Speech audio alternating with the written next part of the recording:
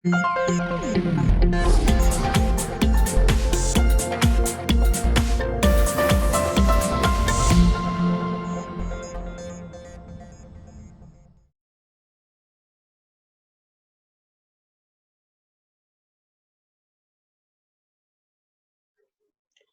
sejahtera. Ini adalah webinar Gen Series dibawa oleh L-Space, The Learning Space, sebuah inisiatif daripada Bina Pavok. So, ini gambar rajah ni ya. Basically kita nak tunjukkan bahawa di Malaysia ni ya, dari segi KDNK ataupun GDP sumbangan perniagaan keluarga kepada KDNK negara adalah 67%. Ya, lebih daripada 67%. Dan kalau kita tengok ke belah kanan, kita boleh nampak ekonomi seperti Philippines sampai 76% dan Mexico 90% contribution ya ataupun sumbangan adalah daripada perniagaan keluarga. Dan dari segi tenaga kerja, mereka employ sampai 65%. Ini adalah jumlah yang besar ya, not just dari segi GDP ataupun KDNK tetapi juga tenaga kerja ya. Seterusnya di sini kita lihat logo-logo ataupun jenama yang kita biasa tengok ya, seperti di Korea kita ada Media, Samsung, Huawei di China, di Malaysia kita ada Genting ya, Quark Group, India, Tata ya, kalau kita ke Eropah ya, sekarang ni banyak kengkangan dan cabaran ya di Eropah. Company seperti BMW, IKEA ya, kita selalu ke IKEA Virgin di UK, Volkswagen, dan di Amerika Syarikat Johnson & Johnson ya, kita gunakan produk-produk Johnson & Johnson tiap-tiap hari ya, dan kita ada Walmart ya, dan also Cargill, Lala di Mexico dan seterusnya ya. So logo-logo ni kita biasa ya, hampir digunakan tiap-tiap hari ya oleh pelanggan-pelanggan serata dunia. Ya, seterusnya mari kita lihat jenis-jenis perniagaan di Malaysia ya. Statistik yang ada lebih kurang 920,000 perniagaan didaftarkan. Ini adalah SME dan juga perniagaan-perniagaan bersaiz besar ya. Dari segi syarikat yang disenaraikan di Bursa Saham Malaysia, terdapat lebih kurang 800 syarikat ya di Bursa Saham Malaysia. Dan perniagaan bersaiz besar ya, hampir 14,000 syarikat ya di Malaysia, dan SME lebih kurang 900,000 ya. Tetapi kalau kita mapkan ya kepada percentage peratusan perniagaan keluarga di Malaysia, dianggarkan hampir 70% perniagaan keluarga ada di Malaysia. Jadi kalau kita mapkan balik 800 syarikat di Bursa Saham, 13,000 perniagaan bersaiz besar ya, dan juga 900,000 SMEs. So kita dapat melihat betapa besarnya perniagaan-perniagaan keluarga yang ada di Malaysia ya, hampir 650,000 ya. So itu bilangan yang besar. Jadi itulah sebabnya dari segi GDP perniagaan keluarga menyumbang sampai 67% kepada ekonomi Malaysia ya. Di sini kita dapat lihat senarai beberapa perniagaan keluarga di Malaysia. Ya, mungkin muka-muka popular yang ada di sini ni kita dah biasa nampak, ya, seperti Tan Sri Azman Hashim, M-Bank, ya, Tan Sri Vincent Tan, Berjaya Group, yang tidak asing lagi, ya, kumpulan media Karang Kraft, Datuk Husamuddin Yaakob baru-baru ni dia melancarkan program Quran Hour, ya, minggu lepas, ya. Saya ingin fokus pada Anthony Tan, ya. Kita banyak guna Grab Car, Grab Food, ya, segala Grab, ya. Anthony Tan adalah generasi seterusnya, ya, tapi dia punya holding company adalah Tan Chong Motors, ya, daripada kereta-kereta Nissan, ya. Di Tandul, di Petaling Jaya, ya, kita ada Datuk Maziah daripada Mega Padu. Di belah kanan kita nampak Puan Faridah, ya, daripada Tanah Merah, ya, dan Datuk Frida Pilus, ya, pengasas Cempaka International School, ya, di atas sana. Jadi kita dapat lihat betapa ramainya, ya, perniagaan keluarga di Malaysia. Ini segelintir saja, ya. Okay, let's look at apakah atau bilakah perniagaan anda akan bertukar menjadi perniagaan keluarga. Pertama, kriteria pertama, jika ia didirikan oleh suami atau dan isteri, ya, it can be dan atau isteri, ya, ataupun diasaskan oleh adik-beradik, ya. Contoh seperti Tanah Merah, ya, di mana Puan Farida bersama dua adik-beradiknya mendirikan Tanah Merah, ya, the brand Tanah Merah, ya, di produk-produk spa, ya, dan juga makanan-makanan herbal and so on and so forth, ya. Dan juga apabila anak-anak pengasas menyertai perniagaan sebagai pekerja, ya. Jadi bila perniagaan anda melalui proses ini, ia akan bertukar menjadi perniagaan keluarga. So, definisi perniagaan keluarga, pemilikan lebih daripada 15%, ya, satu ahli keluarga atau lebih daripada dua, ataupun pengkongsian antara keluarga, ya. Contoh seperti kumpulan media Karang Kraft, ya, didirikan oleh 3 keluarga, ya, 2 adik-beradik dan 1 sepupu, ya. Itu boleh menjadi perniagaan keluarga juga, ya. Definisi daripada Credit Suisse, mereka melihat kepada 1,000 perniagaan terbesar di dunia, perniagaan keluarga terbesar di dunia, ya. Dan antara listingnya pun ada Facebook, ya. Kita kata Facebook adalah perniagaan keluarga. Kenapa? Sebab di bawah definisi Credit Suisse, jika pemilikan itu lebih daripada 30% oleh seorang individu, ia sudah dikategorikan sebagai sebuah perniagaan keluarga. Kenapa? Sebab walaupun Facebook adalah public listed company, tetapi sebab Mark Zuckerberg mempunyai lebih daripada 30%, ya, sebagai pemegang saham, maka ia dikategorikan sebagai perniagaan keluarga. Sebab suara atau the voice daripada pemegang saham ini adalah sangat mempunyai besarlah, suara yang besar, ya, a big voice, ya, untuk the board of directors.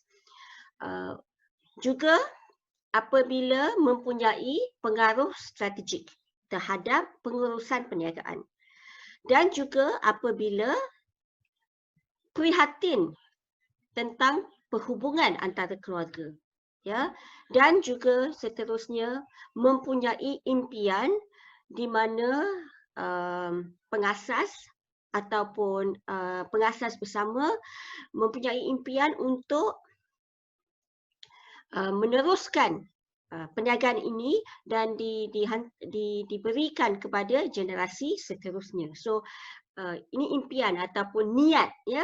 In English kita kata the intention of the founder, ya.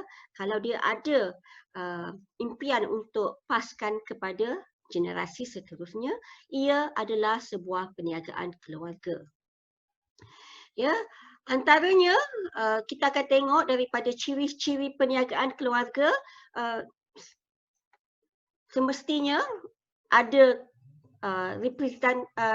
representation daripada ahli keluarga.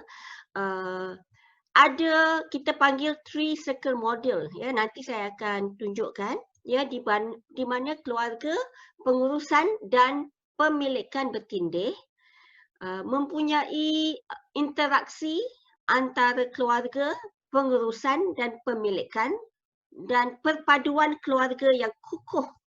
Ini menjadikan perniagaan itu satu we call it competitive advantage atau daya saing yang unik, ya. Dan juga mempunyai seperti yang dikatakan tadi, pengaruh strategik, ya, menjadi satu matlamat untuk perniagaan itu, ya. Ini adalah wajah-wajah perniagaan keluarga, ya.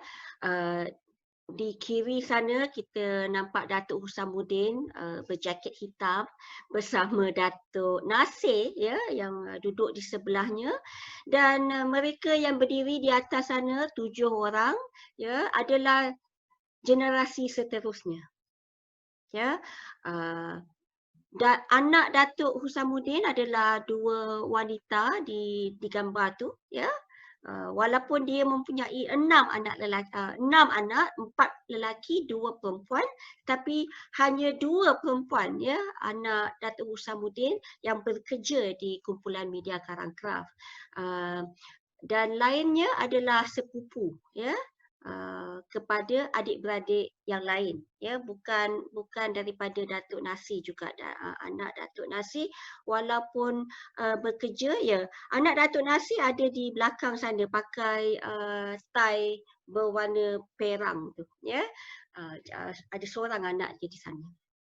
Okey, di bawah Datuk Ramli, ya, berbaju merah bersama isterinya dan 2 anaknya.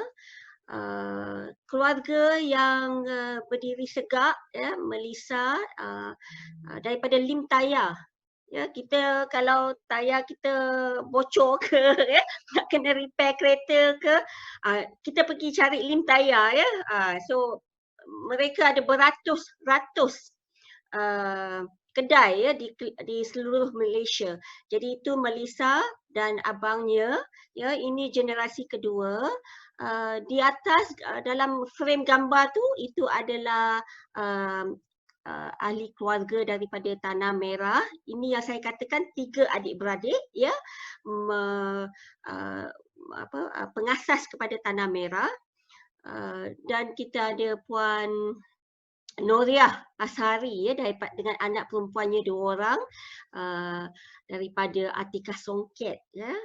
Dan siapa tidak kenal keluarga Nazar, ya, di bawah sana, semuanya cantik berbaju beraya, berbaju warna merah, ya. Ini daripada gambar 2018, ya. Tapi keunikan keluarga ini di mana ada perkahwinan antara 2 perniagaan keluarga yang besar, ya, Nazar dan juga Berjaya Group, ya. Okey. So ini adalah wajah-wajah perniagaan keluarga. Jadi kalau kita ingin membangunkan perniagaan keluarga kita supaya ia terus maju dan dapat diteruskan kepada generasi seterusnya, ya, kita kena perlu sentiasa ada dialog bersama, ya, antara pemilik, antara ahli keluarga, antara tenaga kerja. Kena ada sentiasa dialog ataupun komunikasi. Ya, lebih-lebih lagi untuk memberitahu tentang visi dan misi, ya, dan juga untuk memberi matlamat, ya, kewujudan perniagaan keluarga itu bersama, ya. Dan juga kalau ingin terus memajukan perniagaan keluarga, perlu ada kerjasama, perlu ada keinginan untuk memelihara dan juga ya, saya punya slide dah. Dan juga melindungi perniagaan untuk terus berjaya, ya. So itu kena ada, niat tu kena ada, ya, untuk menjaga. Jadi saya ada 2 link di sini. Jadi kalau ada masa boleh tengok link-link ini, dan di mana ini video daripada kumpulan media Karangkraf bercakap tentang succession planning, ya, branding dan juga virtues, ya. So mungkin kita boleh fikir-fikirkan sejenak, ya. Jika anda daripada generasi kedua ataupun anda daripada generasi pertama, ya. Kalau generasi pertama, kena tanya, fikirkan, boleh ke saya membuat transisi dari saya ke kita? Ya, sebab bila kita nak pass the baton kepada generasi seterusnya, ya, tidak boleh lagi tentang saya. Ia harus menjadi kita, ya. Jika anda generasi kedua, fikirkan, adakah ibu bapa saya melihatnya sebagai kita, ya. Sebab anak-anak ni mungkin dia dah nampak benda ni satu kita, ya, tapi kemungkinan generasi pertama masih menganggap perniagaan itu masih saya yang punya, ya. So fikirkan sejenak, sebab jika kita address isu ini, maka kita boleh memikir untuk bagaimana untuk pass the baton kepada generasi seterusnya. Okey, ini adalah the 3 generation rule, ya. Sebab ramai mengatakan, kajian-kajian di seluruh dunia pun mengatakan perniagaan tidak akan berterusan selepas 3 generasi. Betul ke tidak? Ya.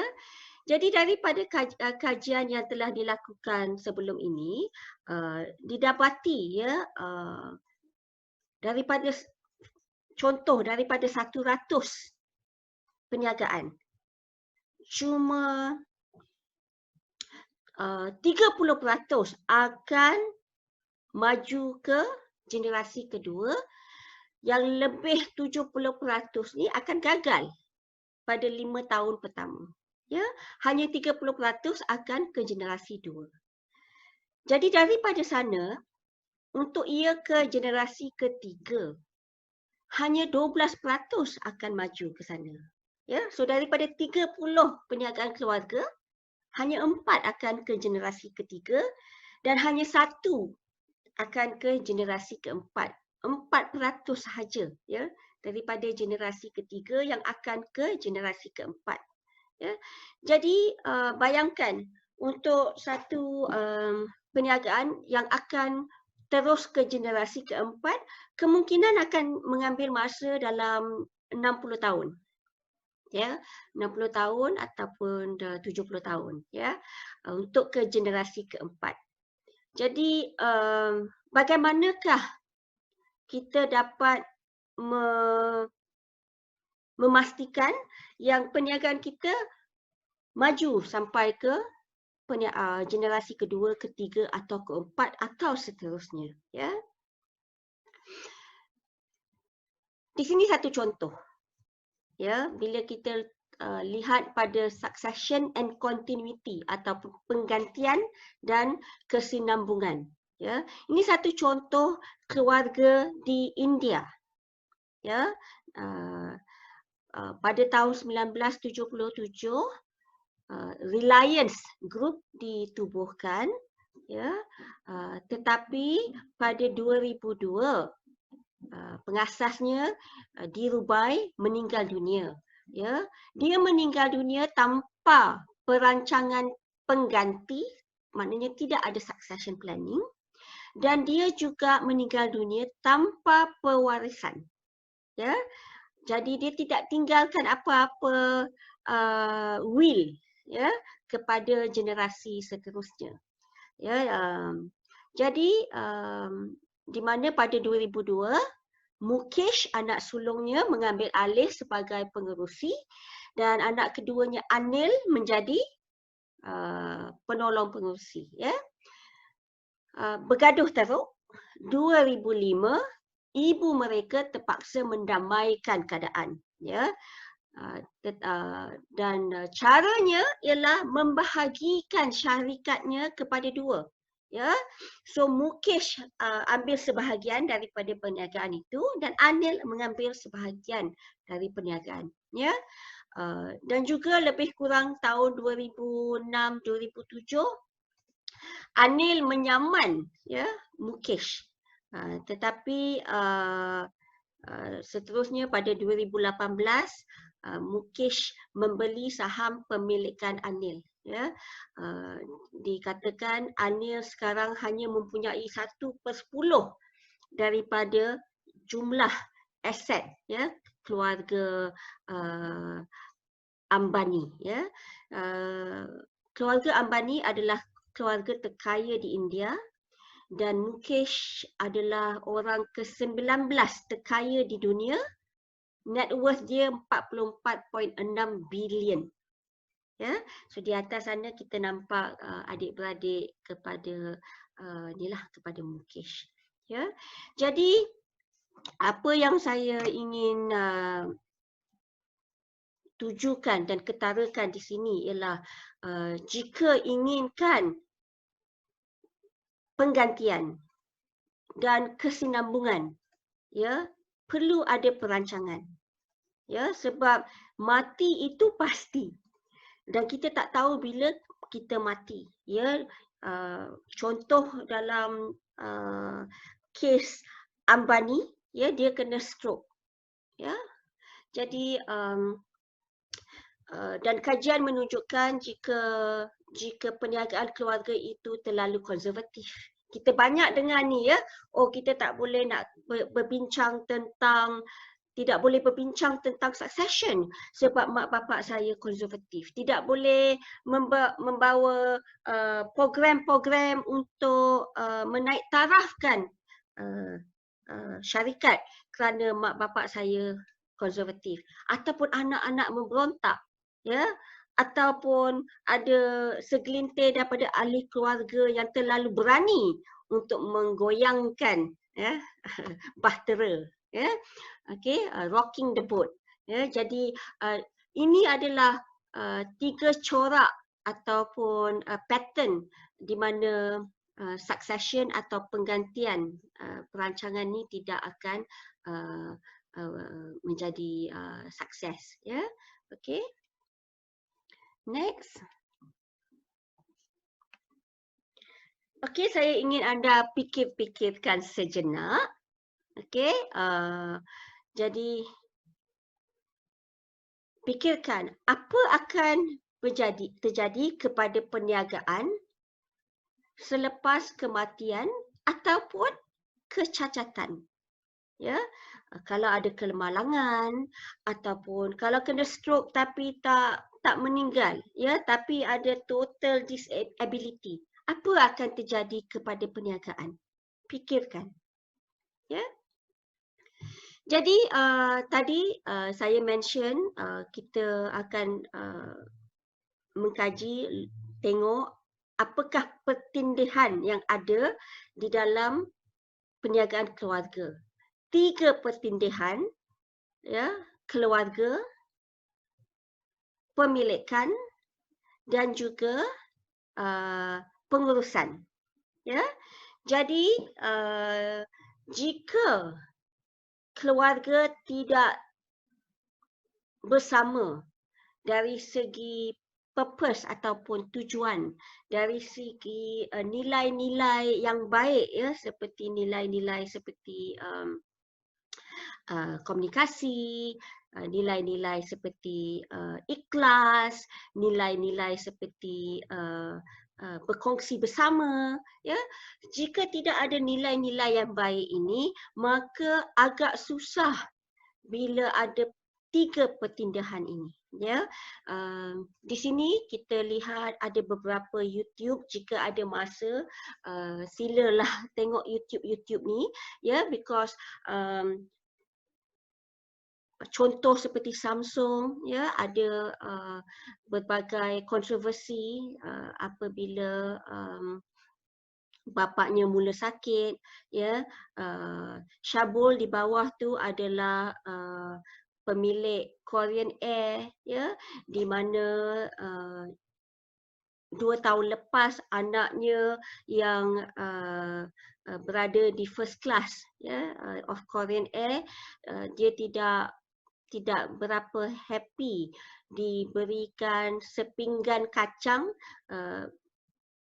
pinggan plastik, ya. Jadi dia mencampak pinggan kacang tu kepada pramugari, ya. Jadi adakah ini satu perangai yang dilihat sebagai baik, sebagai kurang ajar, ya, oleh pemilik syarikat Korean Air, ya, contohnya. Dan juga kes Gucci, ya, di mana terdapat berbagai konflik termasuk pembunuhan, ya. Dan hari ini Gucci tidak lagi direpresentasi oleh mana-mana keluarga Gucci, ya. Sangat sedih. Selepas 3 generasi sudah tidak ada ahli keluarga Gucci dalam jenama Gucci. Okey. Jadi tadi kita lihat dari segi tiga, or we call it the three circle model, ya. Jika kita lihat pada perniagaan keluarga di mana perniagaan keluarga didulukan, ya, meaning family first. Jika kriteria perniagaan keluarga didulukan, maka keluarga itu akan memikirkan hak kepada perniagaan adalah hak kelahiran ataupun birth right. Ya, jadi anaknya memikirkan yang bisnes itu adalah bisnes saya. Lebih-lebih lagi, anak yang sulung akan memikir dialah yang akan menjadi generasi seterusnya yang akan mengetuai perniagaan itu. Ya, lain daripada itu, faedah mengenai perniagaan semuanya kepada ahli keluarga. Dari segi sistem kewangan tidak ada struktur, ya, dan seringkali terdapat banyak rahsia, ya, yang disimpan bukan sahaja di antara ahli keluarga tetapi dengan pekerja-pekerja syarikat tersebut, ya. Anggota generasi dibayar dengan kadar sama, ya. So walaupun ahli keluarga itu tidak mempunyai pengalaman ataupun tidak mempunyai kemahiran, ya, mereka dibayar dengan kadar yang sama, ya. Dan kemungkinan besar perniagaan keluarga yang mendahulukan keluarga, ya, terlalu mendahulukan keluarga, mereka tidak akan ada continuity, ya, kesinambungan tiada, ya, dan kebarangkalian untuk ia dijual ke pihak lain adalah sangat tinggi, ya. Jadi mungkin kita sering nampak ya bila pengasas sudah meningkat usia, dia mula memikirkan bagaimana saya nak menjual perniagaan saya. Sebab anak-anak pun tidak mahu ataupun sebab anak-anak saya belum bersedia, ya. Jadi mereka yang mendahulukan keluarga dulu akan kemungkinan besar dia akan menjual perniagaannya kepada pihak lain. Fikir sejenak, ya, siapa pengganti saya dan bagaimana saya menyediakannya. Okey, jadi sebagai pengasas, jika ingin memastikan perniagaan akan berterusan kepada generasi seterusnya, perlu ada planning, ya. Kita perlu memikirkan bagaimana untuk menyediakan generasi kita seterusnya. Bagaimana untuk memberikan mereka kemahiran, bagaimana untuk memberi mereka motivation, bagaimana untuk memberi mereka pelajaran, ya, dan kompetensi untuk mereka mengambil alih perniagaan itu kelak, ya. Perniagaan keluarga yang mendahulukan pengurusan, ya, pengurusan dari segi struktur organisasi, dari segi bagaimana keputusan, proses keputusan dibuat, dari segi budaya, ya, di syarikat tersebut, ya, bagi perniagaan keluarga yang mendahulukan pengurusan, mereka tidak menggalakkan ahli keluarga memasuki syarikat kecuali selepas mempunyai pengalaman di luar. Ya, jadi experience, pengalaman adalah diutamakan. Ya, jika perniagaan keluarga itu mendahulukan pengurusan, mereka akan lebih kepada memastikan generasi yang masuk ke syarikat memerlukan pengalaman luar. Mereka juga memastikan prestasi ahli keluarga adalah tinggi, setanding dengan pengurus-pengurus yang bukan keluarga.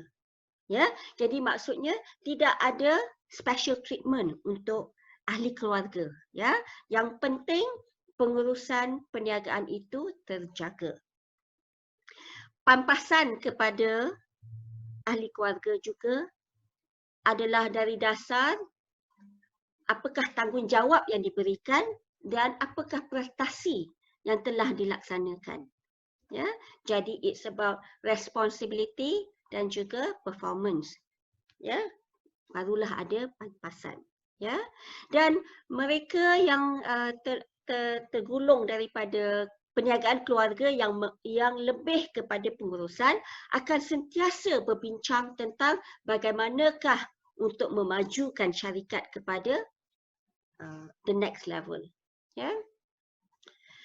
Keluarga yang mendahulukan pemilikan, mereka adalah lebih mengambil berat tentang visi, tentang values, ya, tentang struktur perundangan, tentang hal-hal pemilikan, tentang hal-hal siapakah akan menjadi pegawai eksekutifnya.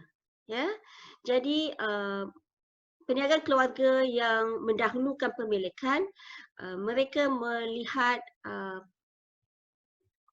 pelaburan dan juga risiko kepada bisnes sebagai sangat penting. Ya, mendahulukan returns ataupun pulangan, ya, dan juga mungkin mereka juga memikirkan lebih pada short term, ya, jangka masa pendek, ya, terutama bila memikirkan pulangan kewangan. Ya, jadi perniagaan keluarga yang melebihkan pemilikan, mereka ni tidak ada saya panggil modal sabar, ya, patience model. Ya, mereka tidak sabar. Ya. Jadi untuk perniagaan keluarga, untuk nampak ya satu pulangan yang baik untuk perniagaan keluarga mengambil masa 18 tahun. Ya, tetapi kalau perniagaan keluarga tidak melihat kepada isu-isu ini, mereka mengharapkan pulangan dalam masa 8 tahun saja. Ya, jadi soalannya sekarang, jika anda daripada generasi pertama atau generasi kedua, adakah keluarga anda mendahulukan lebih pada keluarga atau lebih pada pengurusan atau lebih pada pemilikan, atau bagaimanakah anda balancekan, ya, menstabilkan semua ini, semua circle ni untuk memastikan di mana keluarga terjaga bersama values-values yang baik, memastikan pampasan adalah equal ataupun pampasan adalah fair, ya, untuk ahli keluarga, dan juga memastikan struktur organisasi also terjaga. Ya, macam mana nak balancekan ni? Ya, fikir sejenak. Ya, apa akan terjadi? Ya, bila ada pertukaran dari segi pemilikan perniagaan. Ya, dan fikirkan, jika pemilikan perniagaan itu diberikan kepada anda, apakah tanggungjawab anda? Ya. Saya ingin menunjukkan satu term, ya, stewardship. Jadi dari segi stewardship, untuk satu perniagaan keluarga supaya dia boleh terus mengembang, ya, dan mempunyai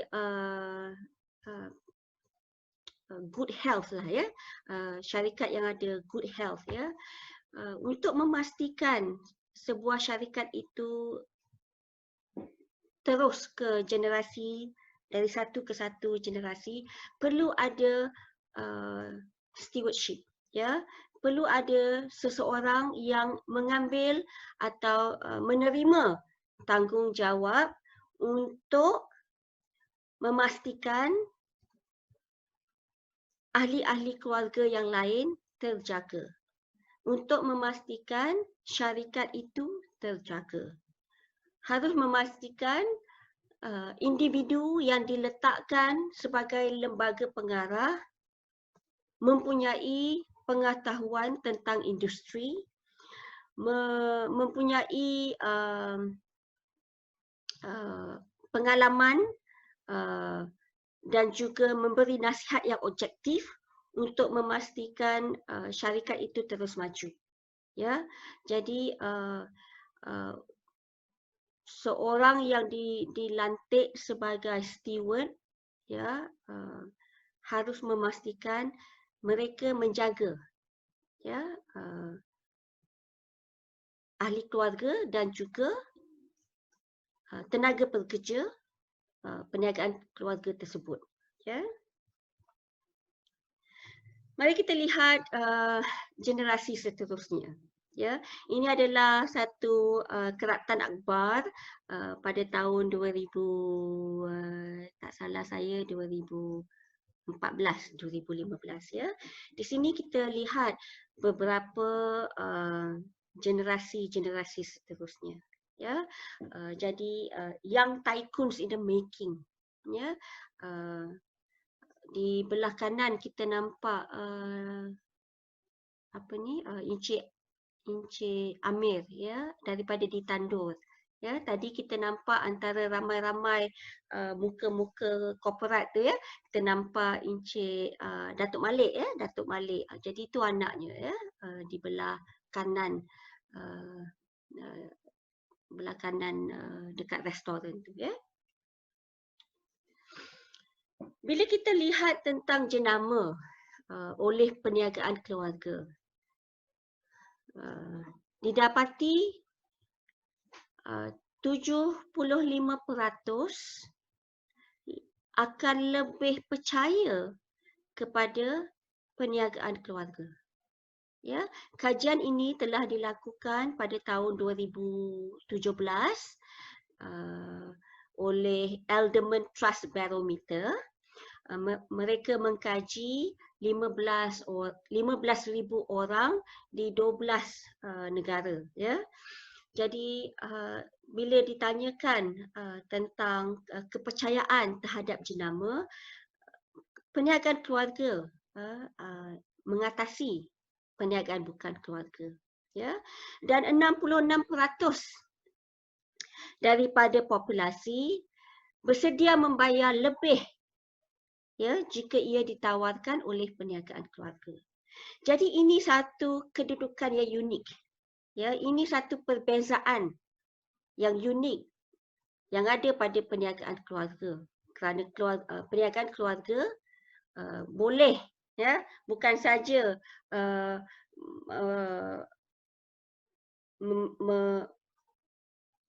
reach out kepada customer yang akan membayar lebih, yang bersedia membayar lebih.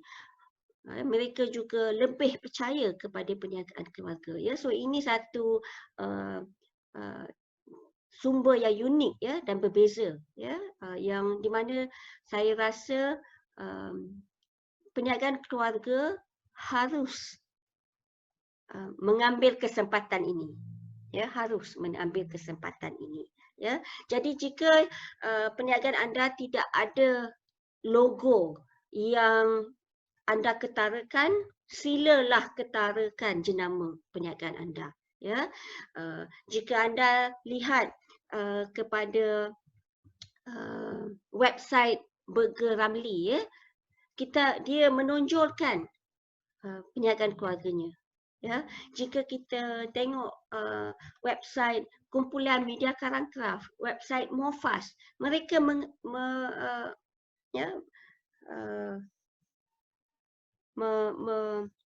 melebihi dan menunjuk, ya, perniagaan keluarga mereka. Ya, because bagi mereka ini adalah satu sumber yang unik, sumber yang membezakan. Okey, mari kita fikir sejenak, ya, dari segi perancangan harta. Ya, sebab example yang kita ada tadi daripada India, ya, bila ada kematian dan tidak merancang, ya, adakah anda bersedia meninggalkan keluarga anda, meninggalkan perniagaan anda dalam bentuk kewangan yang terbaik? Ya. Jika anda generasi kedua, mungkin akan anda bertanya-tanya, adakah ibu bapa saya sudah merancang perancangan harta? Jadi apa yang terbaik adalah untuk berbincang, communicate, ya, sentiasa ada that flow of communication, ya, untuk memastikan perancangan untuk succession, perancangan untuk pewarisan dilakukan, ya, sebab kita tidak tahu bila kita akan pergi. Ya, jadi dengan itu saya mengakhiri sesi pertama mengenali perniagaan keluarga anda. Ya. Adakah ada apa-apa soalan? Jika ada, anda boleh letak pada chat, ya, chat section, ya. Ataupun anda ingin type sekarang ataupun unmute yourself, you want to ask the question pun boleh. Saya harap perbentangan saya tadi telah memberi sikit pencerahan, ya, tentang perniagaan keluarga. Ada apa-apa soalan?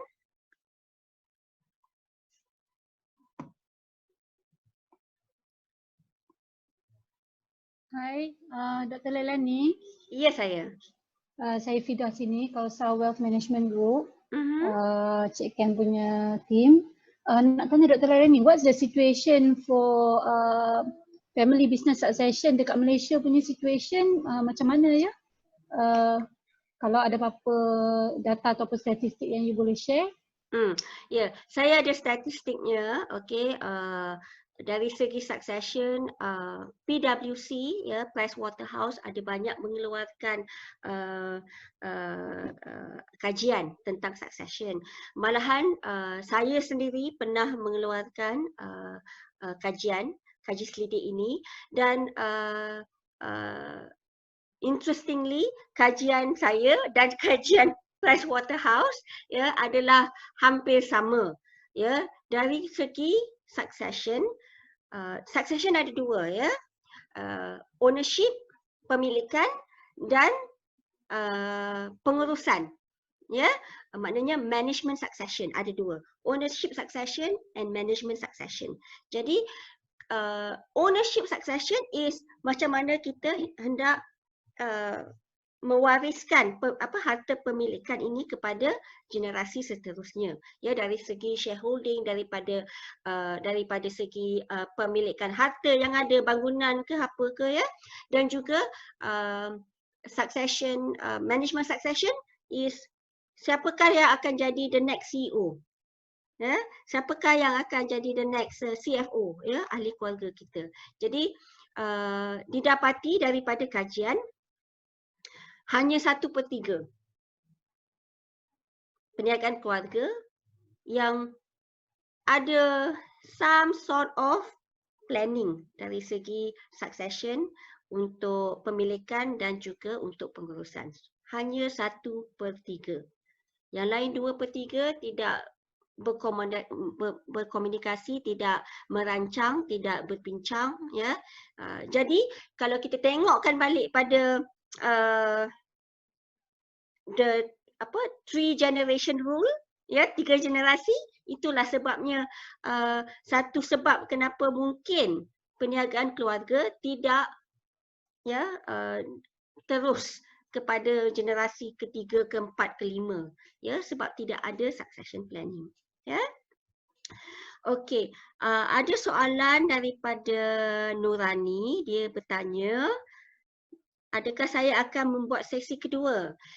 Yes, saya bercadang untuk mengadakan mungkin sampai 10 sesi ya. Sebab ini adalah sesi pertama mengenali perniagaan keluarga, siri 1. Saya insya-Allah lepas raya mungkin pertengahan Jun kita akan ada siri kedua di mana kita akan mengkaji, melihat dinamik ya, ciri-ciri dan dinamik ahli-ahli keluarga dan juga perniagaan keluarga ya. Kita akan lihat pada dinamik. Okey, kenapa pertengahan Jun? Sebab pada 8 Jun saya ada tetamu daripada Hong Kong ya. Saya harap semua di sini dapat bersama ya 8 Jun, di mana saya punya tetamu adalah daripada generasi ke-6 ya. Company itu sudah 100 tahun dan tetamu ini adalah generasi ke-6 ya. Dia dah set 8 Jun. Jadi sila book your calendar pukul 3 ya. InsyaAllah hari Isnin ni saya akan start advertising ya, akan letak di dalam semua social media. Not to be missed ya. Okey. Terima kasih Nurani tadi. Okey, sekarang soalan seterusnya daripada Kuspa. Soalannya, this is very interesting topic. Usually small business shy to admit it is family business. But listening to your data, it is interesting, especially ownership and succession. Okay, alright. Jadi, sangat betul ya Kuspa. Perniagaan-perniagaan yang kecil, segan, malu nak kata dia perniagaan keluarga. Jadi, salah satu daripada misi saya, ya, sebab saya ni family business advocate, ya. Saya dah melakukan ni untuk 10 tahun. Saya rasa ahli keluarga, perniagaan keluarga kena lebih menonjolkan diri, ya, dan mengatakan kita adalah perniagaan keluarga. Tidak salah, ya. Elderman punya barometer punya research pun kata perniagaan keluarga akan mempunyai lebih kepercayaan daripada dia punya customer, ya. Tapi segan sebab dia kata perniagaan saya kecil, kita bukan besar macam bukan macam M-Bank, bukan macam Top Glove, ya. Kita bukan besar macam Burger Ramly, kita kecil. Ya, bayangkan 30, 40, 50 tahun lepas mereka juga kecil. Ya. Jadi kalau kita sudah daripada perniagaan tu kecil, 10 tahun ke, 12 tahun ke, kan, perniagaan tu kecil, kita sudah mula mengatakan kita perniagaan keluarga, maka anak-anak pun akan memikirkan yang bisnes ini bisnes saya, bisnes keluarga. Kalau mak saya, bapa saya kata, perniagaan ini adalah penting untuk memastikan for future generation, anak-anak pun akan live up to the expectation. Mak bapa yang sentiasa berkata perniagaan ini perniagaan keluarga akan memastikan mereka akan menyediakan anak-anak untuk next generation. Ya, tapi kalau kita punya mindset kata kita bukan perniagaan keluarga, maka kita akan kata, okay, I live today and kalau saya mati, habislah bisnes. Kita tak fikir untuk menyediakan kita punya next generation. Yeah, so it's all about mindset. Yeah, so thank you Kuspa for that question. Soalan seterusnya daripada Farid Sumaili. Soalannya, bagaimana nak approach syarikat untuk business succession? Okay, ini daripada satu, saya believe also satu consultant, ya, bagus, ya. Selalunya, ya, saya sebagai researcher, ya, dan juga saya sebagai seorang perunding perniagaan keluarga mendapati untuk approach syarikat memang memerlukan word of mouth, ya, memerlukan kepercayaan daripada syarikat itu terhadap anda yang memasuki untuk menawarkan servis-servis yang ada, ya. Sebab bayangkan kalau kita jual insurans pun as an individu kita macam tak nak, ya, tak nak ahli orang yang jual insurans datang pada kita sebab kita tak faham betapa pentingnya insurans, ya, for example, ya. Tapi pada mereka yang memahami betapa pentingnya insurans, mereka akan mencari ejen-ejen insurans ni, ya, right? Sama macam perniagaan keluarga. Jika syarikat itu tidak memahami bahawa mereka adalah nombor satu perniagaan keluarga, nombor dua dia rasa dia kebal, dia rasa yang dia lebih tahu dan dia rasa anak-anak dia not interested, dia rasa masih panjang lagi umur dia, memang agak susah untuk approach syarikat-syarikat, especially untuk succession planning. Ya, jadi bagi saya, ya, kita kena ada banyak interaction. Ya, interaction dengan kasih a lot of presentation, dan jika mempunyai kenalan, ya, eloklah dari segi recommendation, ya, is word of mouth recommendation. Kita tak boleh kasih benda macam ni, kita tak boleh kasih what we call cold calls, ya, ataupun cold emails. It doesn't work, ya. It has to be based on relationship. It has to be based on creating awareness. So if you are a consultant, you have a business, kena ada aktifkan Facebook, LinkedIn, berikan a lot of information. Jangan hard sell.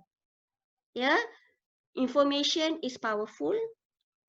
Berikan mereka informasi supaya mereka akan terfikir, saya adalah perniagaan keluarga, saya mungkin memerlukan ni, maka saya perlu kontak Encik Farid sebab Encik Farid sentiasa memberikan konten-konten, informasi-informasi, presentation-presentation yang bernas dan yang trigger bahawa dia memerlukan hikmat tu. So I hope I have answered Farid punya question. Next question daripada Nur Hayati. Okay, it was a statement, ya. Succession planning is important. There should be continuity in business. Nurani, okay, dia kata looking forward for the next session dan juga bagi mereka yang kata akan block kalender 8 Jun. So ada lagi ke soalan-soalan yang anda ingin bertanya?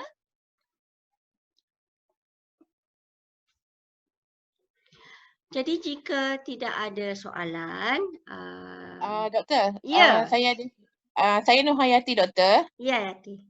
Saya ada a question for you. Because just now you said,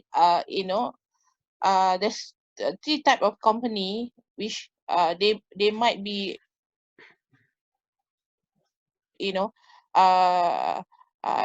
where sometimes they think more of the family, sometimes they think more of the management, and sometimes they think more of the what else? Sorry, Doctor. Of ownership. Ownership, yes. Okay, when we approach the company, when we approach our client, should we diagnose first? Should we do our groundwork first?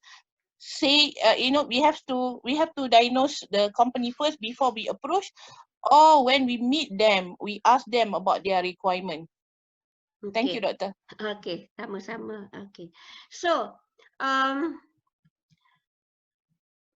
for companies yang tak banyak information di media sosial ataupun di newspaper ke apa, ataupun macam di Malaysia ataupun worldwide lah, banyak company-company yang medium size large companies yang making 10 million, companies yang making 15 million per annum, 20 million per annum, for example, mereka ni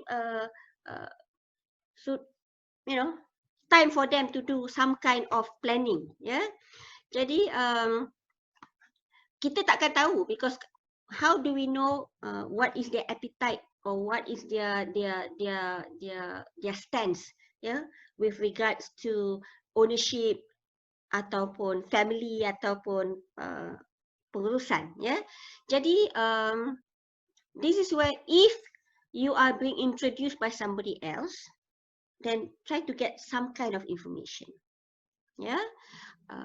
find out, Encik Ahmad ni macam mana dia, anak-anak dia macam mana, berapa orang. So do your groundworks, find out daripada your introducer ataupun daripada kawan yang kenal keluarga ni, macam mana perangai anak-anak, macam mana workers dia, macam mana, so on and so forth. So do your groundworks, but itu hanya sikit aja, so that's why kalau saya lah, bila saya duduk dengan family businesses buat kali pertama, sit down and talk first, observe. Bila kita masuk pejabat dia, tengok dia punya staff, tengok siapa yang menyambut kita, tengok macam mana dia bercakap dengan kita, tengok macam mana dia bercakap dengan staff dia, tengok macam mana dia bercakap dengan anak dia dalam meeting tu, daripada sana kita boleh gauge adakah dia family first, ownership ataupun business first, so kita dari siapa yang buat this kind of advisory, kita tidak akan dapat tahu apakah dia punya mindset, apakah dia punya until you speak to them. And sometimes even the first meeting you will not know, you will need to go in the second time, a lot of data gathering, So I hope I have answered your question tadi, that memerlukan satu atau dua sesi di mana anda berborak, berbincang, ya. You need to tease out the information daripada mereka. Because kalau kita tidak tahu teknik bagaimana nak tease out that information from them, they are not going to talk about it. Yeah, in fact, they will just talk about business, and then they say they don't need succession planning, or they think that they don't need wealth management or perancangan pewarisan ke apa-apa. They think they don't need it. Yeah, if you allow them to speak about their business, and if you don't trigger them, and if you don't know how to pull out those information from them. Yeah, so there are techniques to that. Mungkin saya boleh buat satu session in the future, ya, bagaimana kita nak tengok body language, macam mana kita nak tanya soalan-soalan yang boleh membantu kita untuk collect data untuk memahami the keluarga better. Okay? Alright. Is Hi, there Dr. any more? Lerani. Yes, hello. Fida again. Dr. Lerani, just nak tanya, kalau dekat Malaysia ni, saya tak sure lah klasifikasi untuk family business yang perlukan succession plan tu, does it really have to be family tu memang involved? A few of the family members are involved in the management sebagai pemilikan syarikat.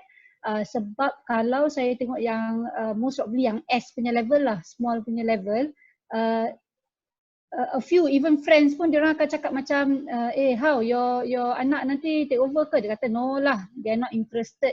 I will most probably close shop after this, sell off my business and migrate, for example. So you know, what's the situation dekat Malaysia ni actually? Yeah, okay. So saya sangat duka cita lah. I am quite sad that a lot of keluarga-keluarga yang dalam bisnes ni, mereka tidak view themselves as a family business, yeah. And when they don't view themselves a family business, maka mereka akan fikir, anak-anak not interested lah. Tapi kalau kita fikirkan balik, anak-anak tak interested sebab kita tak create that interest for them. Ya. Bayangkan kalau kita sentiasa beritahu anak kita, oh you're not interested lah, I don't think so you're ready, or you are not mature enough to take over the business, or you're not you don't have experience, so you cannot join the business, or you're not like daddy, or you're not like mommy, you know, you're not strong enough, benda-benda macam ni. Kalau kita selalu bercakap macam ni pada anak-anak, psychologically anak-anak pun kata they will shut down. Anak-anak pun kata, okay, my dad feels I'm not ready, I'm immature, so I'm immature lah, kan? So kalau kita selalu kata budak tu tak pandai, maka tak pandailah budak tu. Tapi kalau kita kata, I want my son to take over. I want you to take over. Have that communication, berbincang, ya, get them involved, bawa ke business, ya. The process is not going to be overnight. Anak-anak tak akan kata yes, I want the business, you know, the moment kita bawa dia masuk dalam business. Some anak-anak, you know, dia nak bekerja di tempat lain, ya. Some anak-anak tidak boleh berbincang dengan mak bapak, asyik bergaduh je, ya.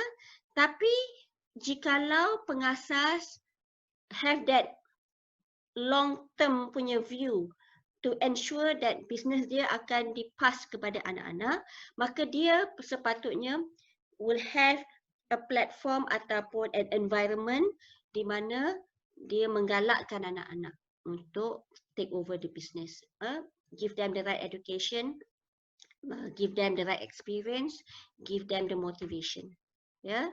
Jadi saya beberapa bulan lepas ya, sebelum COVID-19 ya, MCO, saya dan ada rakan setugas ya, ada jumpa klien ya, and klien tu asyik kata anak dia tak interested. Ya, anak dia depan dia pun dia kata tak interested, anak dia tak ada depan dia pun dia kata anak dia tak interested. Pernah tak dia bertanya anak itu whether anak itu interested ke tidak? Kan? So saya ada sesi workshop ya, saya dah melakukan workshop ni dah dekat 6 tahun, not just in Malaysia, tapi di Jepun pun saya pernah melakukan ni, di Amerika pun saya pernah lakukan ini ya. So workshop ni dinamakan Hopes, Fears and Dreams. Ya. Jadi impian we look at dia punya impian, we look at dia punya harapan, and we look at apa yang dia takutkan, ya. Okay, hopes, fears and dreams, ya. Kita lihat dari segi pengasas punya hope, fears and dreams, and kita tengok pada generasi seterusnya apakah mereka punya hope, fears and dreams.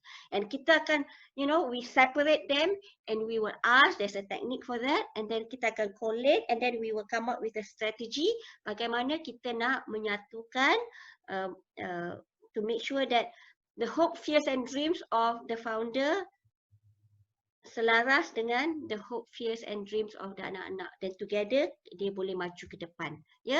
Sebab bapa dengan anak, mak dengan anak memang komunikasi mungkin agak susah sikit lah, ya. I see this a lot in Malay families. I even see this so much more in Chinese families. Yeah, the research that I've done, our co-advisors in Hong Kong, in Vietnam pun, for example, it's a global problem. Yeah, it's a challenge. Yeah, for family businesses because parents will always think anak dia tak bersedia. Ya, jadi macam mana kita nak collate all this information and then come up with a strategy supaya they can move forward together. So adalah cara-caranya dan adalah teknik-teknik macam mana they need to communicate with each other. Ya, ada dia punya program. Okay, so any more question? Laila ni soalan sensitif, kalau you boleh share lah. Kalau kita tengok kalau kita kata Forbes top 20 Malaysian, would you say out of that top 20 tu yang ada family business, I think most of them family business, diorang ada tak dah buat the business succession family, business succession planning? Okay, I wouldn't know per se, but if we look at public listed companies or Forbes top 20, kan, this can be the likes of the Kwok family, the likes of Azman Hashim punya family, and so on. These are public listed. And part of the requirement for public listed companies is, they have to make sure that ada planning, kan? That is the responsibility to the board, kan? And the shareholders. Jadi dan juga mereka ni, when it comes to dia punya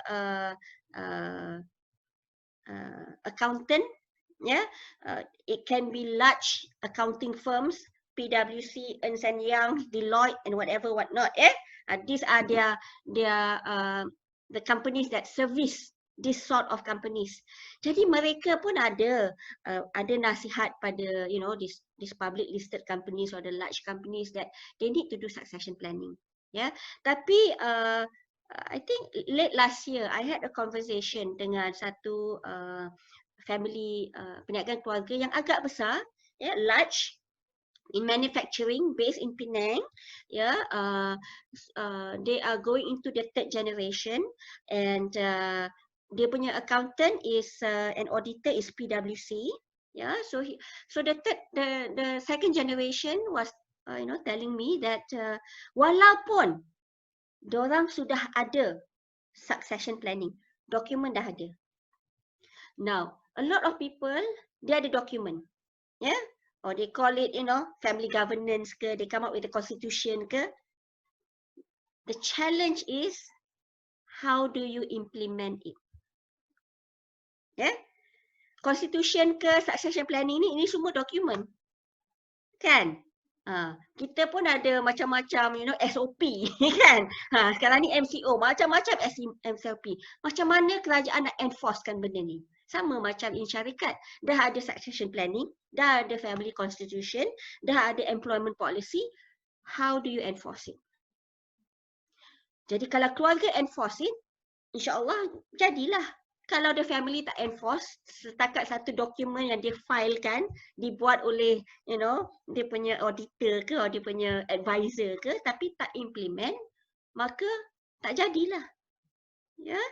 Jadi that's why for Bina Pavo, for our company, we want or we aspire to ensure that family businesses yang buat succession planning will go through a program. Yeah, the program is not just training and development, but the program will also look into, preparing the next gen in terms of leadership, in terms of stewardship, in terms of communication, in terms of being prepared to pass it, talk about retirement plan, talk about many things. Ya, dia adalah package dia. Kalau perlu lebih lanjut boleh contact saya. Tapi I call it the 4 pillars. The first pillar is development. Ya, kita kena develop the next generation, which involve the founder juga.